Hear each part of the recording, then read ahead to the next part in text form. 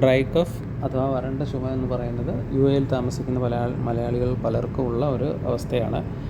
ക്രോണിക്കായിട്ടുള്ള dry cough, അതായത് നിർത്താതെയുള്ള കുത്തിയുള്ള ചുമ, എന്നിട്ടും കഫം പുറത്തോട്ട് വരാത്ത ഒരവസ്ഥ. ആ അവസ്ഥയ്ക്ക് ദശമൂല രസായനം ഒരു പരിഹാരമാണ്.